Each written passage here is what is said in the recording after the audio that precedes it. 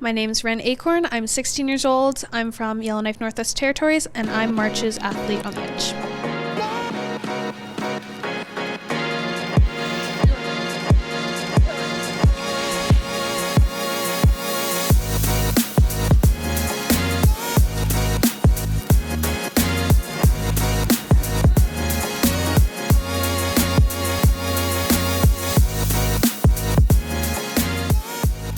My mom actually thought she was going to raise hockey players, but David Gilday, who is the dad of Michael Gilday, who's a Sochi Olympian, they lived on the same street as us, and so he got our whole family involved. He brought us into the club and I became coach, and we never looked back.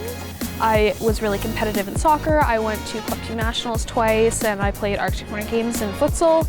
And so I was really split between the two sports, but I had a lot of inspirations around me like Michael, so it was always something I knew I wanted to pursue.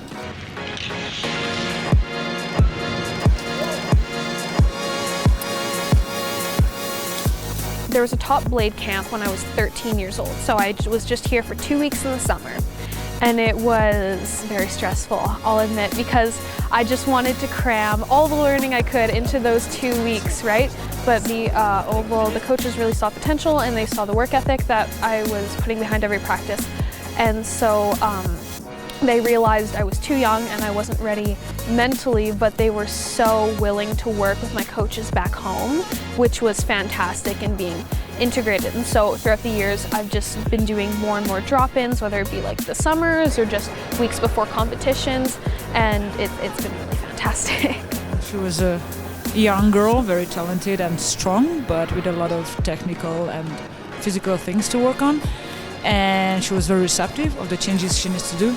And then the second summer she came back, she was way stronger. And then last summer, after the summer preparation, she said, I'm gonna stay here for the whole year and finish my school online. I'm still registered with my school back home in Yellowknife, so I'm gonna be able to graduate from there, but they were nice enough to offer me online courses, so I'm doing my school online in between, training sessions, and that's been going pretty well. Because the Oval did recognize right away she is not ready for us, but we want her to be in a couple years, right? I'm 16 now, I was 13 when I first did my drop-in. It's been a couple years in the making to where I was actually able to live here and train here full-time, but they've been so supportive. They coached me at competitions when my coaches weren't able to make it down, and they send me training plans when I'm back home, and it's been really fantastic, the collaboration between the Oval and my home club.